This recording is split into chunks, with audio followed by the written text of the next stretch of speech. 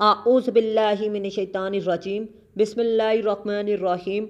अस्सलामु अलैकुम dear students. आज की इस इम्पोर्टेंट वीडियो में मैं क्लोज और नॉन क्लोज का लेक्चर आपको इस वीडियो में दिखाऊंगा। आपको ये बताता चलूँ कि ये लेक्चर सीखने के बाद आपकी इंग्लिश ऐसे की तैयारी अच्छी हो जाएगी, इंग्लिश कंपोजिशन की तैयारी हो जाएगी और इंग्लिश ग्रामर की तैयारी हो जाएगी। तो आप लोगों ने लाजमी इस वीडियो को आखिर तक वॉच करना है। ये पेड सेशन के एक उस्ताद का लेक्चर है जो कि मैं आपको यूट्यूब पर दिखा रहा हूँ, तो काइंडली आपने इस वीडियो को लाजमी आखिर तक वॉच करना है। और अगर कोई चीज़ समझ में नहीं आती तो लाजमी आपने अगेन वीडियो वॉच करनी है। अगर फिर भी नहीं आती तो आपने थर्ड टाइम वीडियो को लाजमी समाप्त करना है। और ये लेक्चर आपको रोज़मर्रा ज़िंदगी में जितनी भी इंग्लिश लैंग्वेजेस हैं या इंग्लिश में आप जो भी चीज़ लिखते हैं ये उसके लिए भी आपको हेल्प आउट करेगा। तो काइंडली आप लोगों को ये भी बता दूं कि वन पेपर पीपीएससी और एफआईए या एनटीएस या जितने भी जॉब्स के पाकिस्तान में टेस्ट आते हैं उनके एमसीक्यूज़ या आपको इसके अंदर से सवालात लाजमी वो पूछता है। तो आप लोगों ने लाजमी इस वीडियो को आखिर तक वॉच करना है। ये वीडियो आप लोगों के लिए बहुत ही इंफॉर्मेटिव साबित होने वाली है। लेकिन उससे पहले मेरी रिक्वेस्ट है कि अगर आप मेरे चैनल पर न्यू हैं तो काइंडली मेरे चैनल को लाजमी सब्सक्राइब कर लें और साथ बेल आइकन के बटन पे जाके ऑल पे लाजमी क्लिक कीजिएगा ताकि इस तरह की इंफॉर्मेटिव वीडियो का नोटिफिकेशन आपको मिल सके। चलते हैं जी अपने लेक्चर की तरफ। सबसे पहले जी बात करते हैं क्लॉज। क्लॉज को हम एक स्टेटमेंट कहते हैं। क्लॉज क्या होती है? एक स्टेटमेंट होती है। क्लॉज जो है वो एक स्टेटमेंट की तरह होती है। स्टेटमेंट या क्लॉज का, ठीक है, स्टेटमेंट या क्लॉज का, स्टेटमेंट या क्लॉज एक ही बात है। मैं सेंटेंस में कहीं पे स्टेटमेंट यूज करूंगा, कहीं पे क्लॉज यूज करूंगा, दोनों एक ही बात है, स्टेटमेंट या क्लॉज। अब क्लॉज का एक तो सब्जेक्ट होता है, क्लॉज का अपना सब्जेक्ट होता है। दूसरा, क्लॉज के पास अपना वर्ब होता है। दूसरा, क्लॉज के पास अपना वर्ब होता है, यानी जिसके पास सब्जेक्ट हो, जिसके बाद वर्ब हो, उसे हम क्लॉज कहते हैं, उसे हम क्लॉज कहते हैं। ऑब्जेक्ट की जरूरत अगर रिक्वायर्ड होगा तो हम यूज करते हैं, अगर रिक्वायर्ड नहीं है तो हम यूज नहीं करते हैं। अगर नीड है तो हम यूज करेंगे ऑब्जेक्ट, अगर नीड नहीं है, नीड नहीं है तो हम यूज नहीं करते हैं। जैसे कि मैंने एक सेंटेंस लिखा कि ही केम, वो आया था, ही केम। अब ही क्या है? सब्जेक्ट है, और केम क्या है? वर्ब है। तो यहाँ पे ही सब्जेक्ट है और केम वर्ब है। यहाँ ऑब्जेक्ट की नीड ही नहीं है, यहाँ ऑब्जेक्ट की नीड नहीं है। तो ही केम सब्जेक्ट भी हमें मिल गया, हमें वर्ब भी बन गया। तो ये क्या बन गई? एक स्टेटमेंट बन गई जिसे हम क्या कहते हैं? क्लॉज कहते हैं। क्लॉज की शर्त क्या है? कि सब्जेक्ट होना चाहिए उसके पास और वर्ब होना चाहिए। अभी हम समझते हैं कि इंडिपेंडेंट क्लॉज और डिपेंडेंट क्लॉज का क्या मतलब है। जहाँ पे कंप्लीट सेंस ना दे, इनकम्प्लीट मीनिंग हो, तो इनकम्प्लीट जो है इंडिपेंडेंट, वो डिपेंडेंट क्लॉज होगी जहाँ मीनिंग कंप्लीट नहीं है। जैसे कि मैं लिखूं if he comes, if if he comes, अगर वो आता है। इफ ही कम्स, अगर वो आता है। मैंने यहाँ तक सेंटेंस लिख के छोड़ दिया। इफ ही कम्स, अगर वो आता है, तो इसका जो सेंस है, जो मीनिंग है, वो कंप्लीट नहीं है, ठीक है, इनकम्प्लीट मीनिंग है। यहाँ तक जो मीनिंग है वो इनकम्प्लीट मीनिंग है, इनकम्प्लीट मीनिंग है, इनकम्प्लीट मीनिंग है, इनकम्प्लीट मीनिंग है। इसको कंप्लीट मीनिंग करने के लिए हमें कुछ आगे यूज करना पड़ेगा। हमें सेकंड स्टेटमेंट, सेकंड क्लॉज हमें यूज करना पड़ेगा कि इसकी मीनिंग कंप्लीट हो। यानी क्या? कि डिपेंडेंट है, ये डिपेंडेंट है, अपनी मीनिंग कंप्लीट करने के लिए ये डिपेंडेंट है सेकंड क्लॉज पे, ठीक है। तो इस वजह से इनको क्या कहते हैं? जो इनकम्प्लीट मीनिंग दें उन्हें हम कहते हैं डिपेंडेंट क्लॉज, उन्हें हम कहते हैं डिपेंडेंट क्लॉज, जिन जो इनकम्प्लीट मीनिंग देते हैं।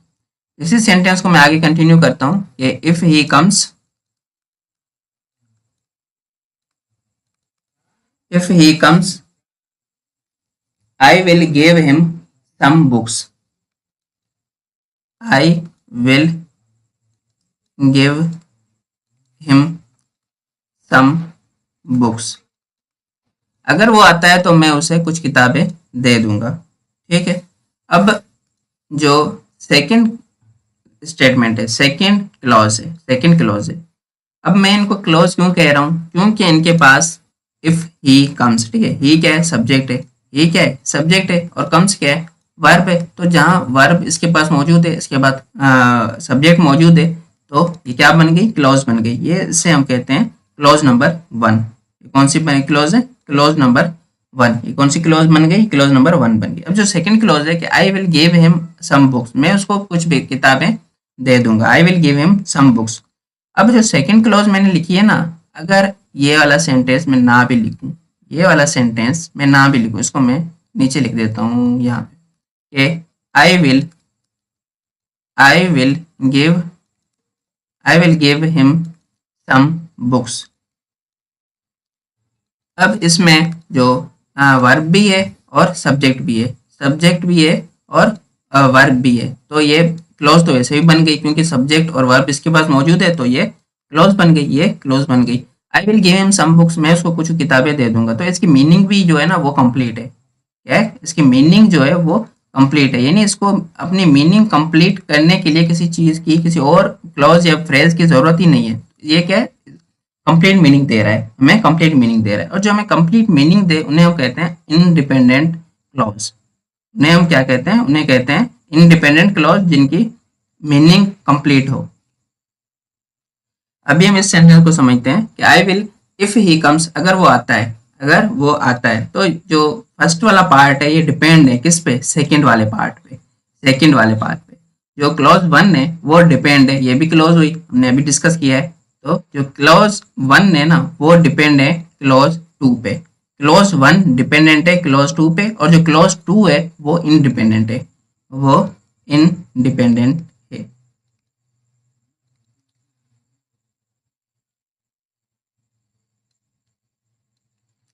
नेक्स्ट हम समझते हैं कि जो क्लॉज है,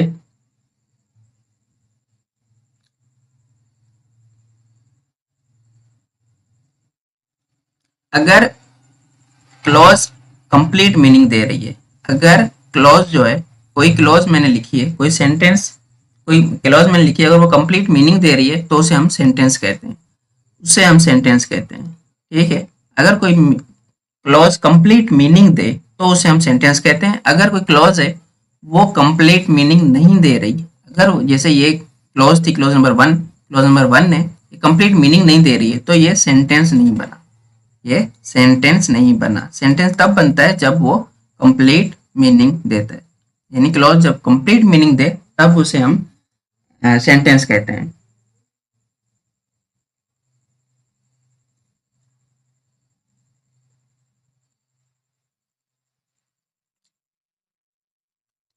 अभी मैं 2 क्वेश्चन से 2 एग्जाम्पल्स राइट करके समझाता हूँ। क्लॉज जो नाउन क्लॉज सेंटेंस में हम कैसे पहचानते हैं या राइट करते हैं। मैंने सेंटेंस लिखा, अली नोज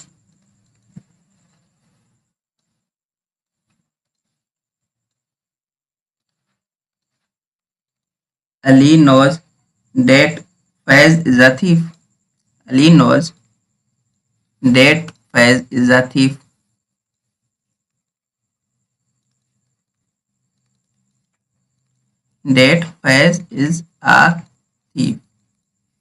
अली जानता है कि फैज जो है वो चोर है। Ali knows that Faiz is a thief.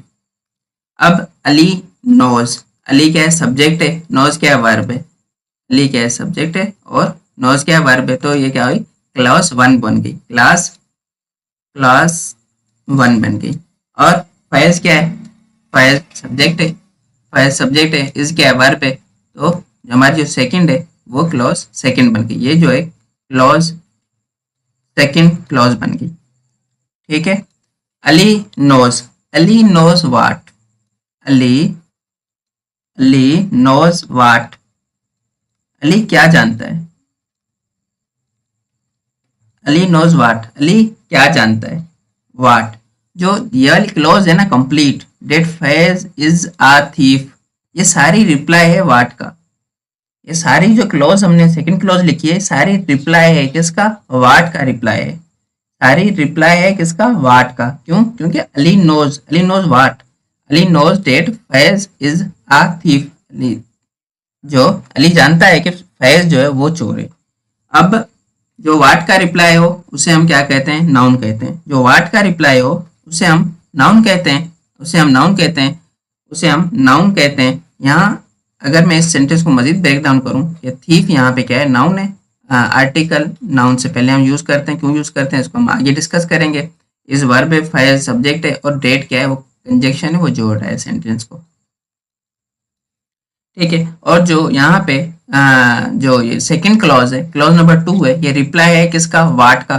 कि अली नोज, अली क्या जानता है, अली जानता है कि Faiz is a thief, Faiz चोर है, फैज चोर है। तो नाउन, वाट का रिप्लाई है तो नाउन तो हुआ, नाउन हुआ और नाउन हुआ, लेकिन उस जो सेंटेंस है, जो हमने स्टेटमेंट लिखी है, उसमें सब्जेक्ट भी है, वर्ब भी है। वो सब्जेक्ट भी है, वर्ब भी है, जिसमें सब्जेक्ट और वर्ब हो उसे हम क्लॉज कहते हैं, उसे हम क्लॉज कहते हैं।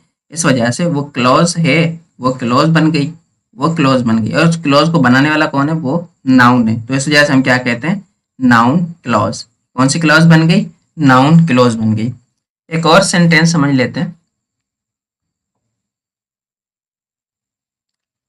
मैंने सेंटेंस लिखा, I know where he has gone.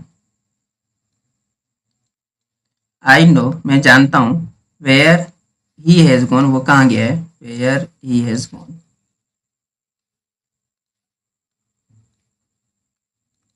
Where he has gone, वो कहाँ चला गया है, मैं जानता हूँ।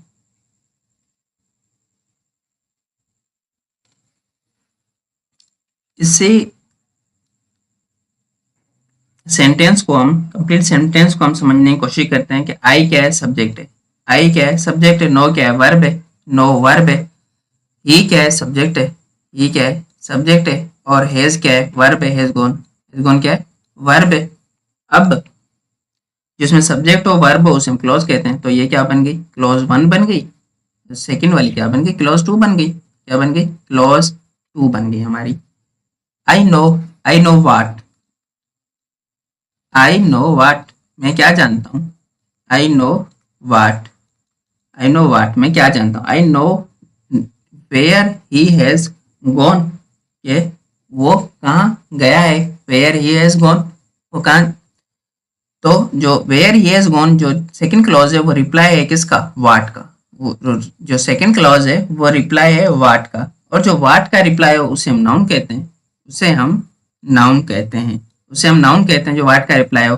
और जो रिप्लाई है उसमें सब्जेक्ट भी आ रहा है और वर्ब भी आ रहा है, सब्जेक्ट भी आ रहा है, वर्ब भी आ रहा है। और जिसमें सब्जेक्ट और वर्ब हो उसे हम क्लॉज कहते हैं। तो एक तो नाउन है और सब्जेक्ट और वर्ब भी है, यानी क्लॉज भी है। तो इसे हम, यानी मिला के क्या कहते हैं, इसे हम कहते हैं noun clause, noun clause. I hope कि यहाँ तक आपको नाउन फ्रेज और नाउन क्लॉज की आइडेंटिफिकेशन समझ में आ गई होगी।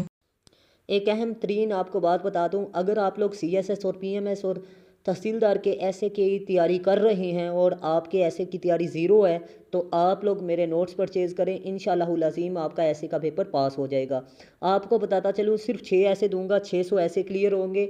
और आपको बताता चलूँ, नोट्स ख़रीदने का मकसद ये नहीं होता कि पैसे कमाना, बल्कि उसका मकसद ये होता है कि स्टूडेंट की हेल्प करना। आपको बताता चलूँ कि आप लोग किताबें तो ख़रीदते हैं, लेकिन किताबों की समझ नहीं आती, ऊपर से गुजर जाता है। तो आपको सिर्फ 6 ऐसे दूंगा, ठीक है। आपने सिर्फ और सिर्फ ये 6 ऐसे तैयार करने हैं, आपका ऐसे का पेपर पास हो जाएगा। 100% गारंटी होगी। अगर आप लोग ऐसे के नोट्स परचेज़ करना चाहते हैं तो मोस्ट वेलकम। आपको बताता चलूँ, ये 6 ऐसे CSS क्वालिफायर टीचरों से चेकशुदा हैं। अब मैं आपको बता दूं, वूमेन और जेंडर पर ऐसे हर साल आता है। मैंने इसमें फ़र्ज़ कर लें, इंट्रोडक्शन जोन से, इसमें वो लिखना होता है जो आपने ऐसे में बयान करना होता है, ठीक है। इंट्रोडक्शन में 4 चीज़ें आती हैं, ठीक है। वो ट्रेनिंग में इंशाल्लाह अपने टेस्ट सेशन में सिखाऊंगा कि आपने इंट्रोडक्शन कैसे लिखना है। फिर उसके बाद बाकी बात करते हैं प्रेजेंट सिचुएशन। प्रेजेंट सिचुएशन तो पर एक पैराग्राफ मैंने देना है, 150 अल्फाज पर आपने वो उठा के लिख देना है। फिर उसके बाद इफ़ेक्ट्स पर मैंने तकरीबन 7 से 8 की पॉइंट देने हैं आपको। ठीक है, आपने क्या करना है जी, सिर्फ और 7 से 8 में से सिर्फ और सिर्फ 3 लिखने हैं। ठीक है, फिर उसके बाद मैं कोशिश पर आपको 7 से 8 पॉइंट दूंगा, सिर्फ और सिर्फ आपने कोशिश पर 3 पॉइंट लिखने हैं। बाकी बात रहेगी सजेशन पर मैंने 8 पॉइंट देने हैं, आपने 3 उठा के लिख देने हैं, आपका ऐसे का पेपर पास हो जाएगा।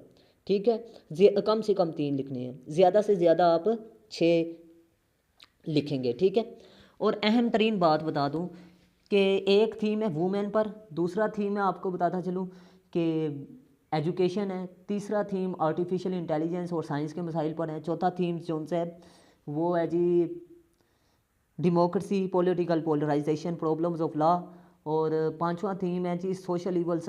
ठीक है, जैसे करप्शन, बेरोज़गारी, महंगाई, और छठा थीम जो है वो है जी करंट अफेयर्स जैसे कि कश्मीर इश्यूज़, फ़लस्तीन इश्यूज़। ठीक है, और इसी तरह के जो मौजूदा क्लाइमेट चेंज वगैरह है। ये 6 थीम्स पर मैंने ऐसे लिखे हैं। अगर आप लोग 6 ऐसे तैयार कर लेते हैं तो आपका ऐसे का पेपर पास है। अब आपको बता दूं फैक्ट्स एंड फिगर और कोटेशन आपने ऐड करनी है, और आपने इंट्रोडक्शन की ट्रेनिंग और कैलकुलेशन की ट्रेनिंग मेरे से टेस्ट सेशन में लेनी है नोट्स के साथ, फिर आपका ऐसे पास होगा। ये सबसे आसान तरीन तरीकाकार है और 1 माह में आपकी तैयारी हो जाएगी। अब बात करते हैं कि आप लोग परचेज़ किस तरह कर सकते हैं। मेरे व्हाट्सअप नंबर पर रब्ता करें, और इसके अलावा क्लासेस के लिए मैं आपको बता दूं कि मेरे व्हाट्सअप नंबर या कमेंट सेक्शन पर आप रब्ता कर सकते हैं। मिलते हैं इस तरह की नेक्स्ट इन्फॉर्मेटिव वीडियो में, लेकिन अपना ख़ास ख्याल रखिएगा अपने से ज़्यादा दूसरों का। अल्लाह हाफिज़। पाकिस्तान जिंदाबाद, पाकिस्तान जिंदाबाद।